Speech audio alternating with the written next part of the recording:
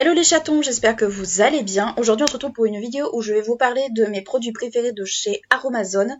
Avant toute chose, je suis désolée si cette vidéo sort extrêmement en retard, mais si vous me suivez sur Instagram, d'ailleurs je vous invite à m'y suivre parce que c'est là où je mets un peu toutes les updates de ce qui peut m'arriver comme grosse galère. Et là je vous confirme que c'était une très grosse galère. Pourquoi? Parce que mon chargeur m'a lâché dimanche. Heureusement que j'avais quasiment fait le plus gros du montage de mon podcast, sinon j'étais particulièrement, on va dire, agacée. Mais toujours est-il que ça m'a beaucoup retardé, ça m'a beaucoup regardé dans mes publications. Enfin bref, galère son nom, galère sur 20. Donc, passons. Alors, mes produits préférés chez Aromazone, il va y avoir des hydrolats, il va y avoir des sérums, il va y avoir pas mal de choses. Il va y avoir produits cheveux, produits corps, produits visage, enfin bon, bref. Pour commencer, on va commencer par le haut. Donc, produits cheveux. Bien entendu, alors là, il est vide, mais bon, voilà. C'est mon henné d'Égypte de chez Aromazone. Donc, c'est un henné donc qui est de la poudre, c'est de la terre qu'il faut mélanger avec de l'eau chaude du robinet. Je vous conseille pas de la bouilloire parce que moi, je l'ai fait cramer comme ça et honnêtement, enfin, c'était ignoble. Honnêtement, c'était ignoble. Donc, vous avez à peu près 250 grammes. Alors, moi, je me refais le henné maintenant toutes les 2 semaines, 3 semaines. Mais si vous le faites tous les mois, vous en avez pour largement longtemps. Ce que je vous conseille, par contre, c'est que quand vous le versez, vous prenez des petits fouets. Ils ont des petits fouets chez Aromazone. On va dire, vous le malaxez un peu pour casser un peu les grumeaux. Vous mettez votre eau et puis voilà, vous attendez un petit peu si vous trouvez que c'est trop chaud et vous l'appliquez comme on applique une coloration. Ce que je fais également, c'est que dedans, je mets un peu d'huile de camélia, donc comme ceci. Donc moi, c'est une très grosse bouteille. C'est une huile qui vaut une blinde. Je crois que ça vaut 20 €. Ce truc, mais honnêtement je l'aime beaucoup. D'abord c'est très dur à trouver et ensuite je trouve qu'elle est plutôt pas mal, surtout au niveau, pour moi j'en mets dans la teinture, mais vous pouvez vous en mettre si vous voulez au niveau des cheveux pour les nourrir ou des choses comme ça. Moi j'essaie d'éviter parce que tout simplement ça me fait l'effet bain d'huile, donc j'ai l'impression que des fois la couleur s'en va, donc clairement on va dire je ne le fais pas. Mais c'est pour la peau, c'est pour les cheveux. Je m'en servais également pour le tatouage quand je n'avais plus de crème. Donc clairement, c'est une huile en fait qui sert pour tout. Et l'odeur, bon, c'est une odeur d'huile quoi. Il n'y a pas d'agir, c'est 10 ans.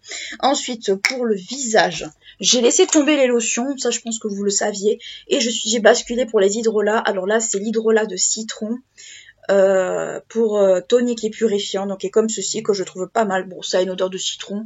Moi je la mets le soir parce que c'est photosensibilisant, donc moi je vous conseille tout ce qui est acide de fruits et compagnie de le passer le soir, sinon protection solaire oblige, vous n'aurez pas le choix.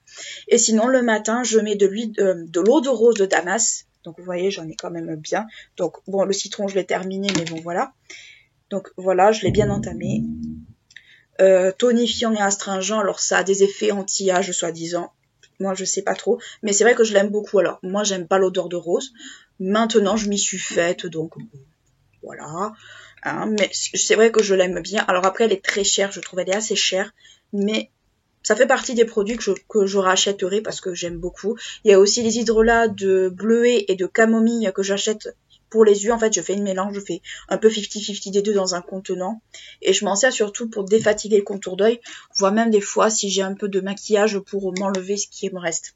Ensuite, j'ai également un peu craqué pour ces petits sérums. Alors, déjà, ces deux-là. Donc là, c'est acide hyaluronique. Et là, c'est acide glycolique. Donc ça, c'est pour le soir. Ça, c'est pour le matin, l'acide hyaluronique. Donc, ils sont rechargeables. Je trouve que ce sont de très bons dupes par rapport aux The Ordinary et compagnie. Moi, je sais que l'acide hyaluronique, c'est un très bon dupe du The Ordinary. Et je trouve qu'il fonctionne tout aussi bien. Je l'ai porté pendant tout l'été. Alors après, on l'aime ou on l'aime pas. Il y en a qui ne l'aiment pas parce qu'il a tendance à pelucher. Moi, ce que je fais, c'est que j'en mets qu'une seule pompe parce que c'est très largement suffisant pour faire le visage. Pareil pour ça. Ça, par contre, je vous conseille de le mettre le soir parce qu'il a tendance à piquer. Et surtout, en fait, l'acide glycolique et les AHA sont photosensibilisants. Donc, je vous conseille vraiment de le mettre le soir. Ça, c'est rechargeable. Ça, à regarder, mais je pense clairement que ça doit l'être. Donc, ça peut être très utile. Un autre produit naturel que j'aime bien et dont je connaissais les effets, c'est le gel d'aloe vera. Donc là, bon, c'est le vert, mais vous avez des plus gros contenants. Et ce gel, en fait, moi, je m'en sers pour les piqûres de moustiques. Quand vous avez des piqûres de moustiques, ça gratte. Honnêtement, je suis bien contente d'avoir investi dedans parce que honnêtement, ça apaise. Alors, c'est pas un produit miracle, on est bien d'accord, mais ça apaise de ouf. Et surtout, ça soulage. Ça soulage énormément. L'aloe vera, c'est naturel. C'est pas comme certains, on va dire, produits. C'est naturel. Et surtout, ben, pourquoi, on va dire, se priver d'un produit naturel qui apaise, qui hydrate. Enfin, moi, je l'aime beaucoup. J'aime beaucoup l'aloe vera, justement, en période de chaleur par rapport à ça. Ensuite, si on descend plus bas pour le corps, moi, ce que j'ai bien aimé, alors, faut aimer l'odeur de menthe. Je vous le dis cash.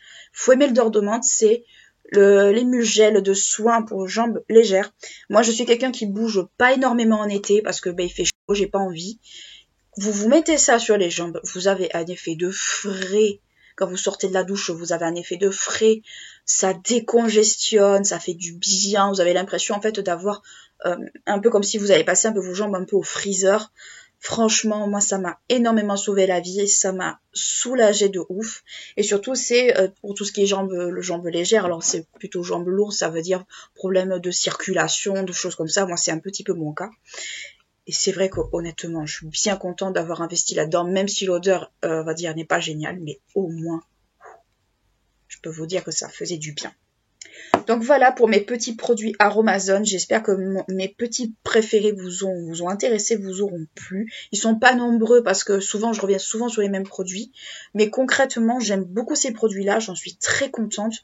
Et je serai certainement amenée à les racheter, notamment ça. Même si j'aime pas l'odeur, ben ça m'a sauvé les jambes. Je pense que même toute l'année, ça sera pas mal. Surtout si vous faites pas mal de sport. Je pense clairement que ça pourra être cool. Donc n'hésitez pas à liker, à clocher, à vous abonner à la chaîne si ce n'est pas encore fait. Je vous fais de très très gros bisous et je vous dis à très bientôt. Ciao.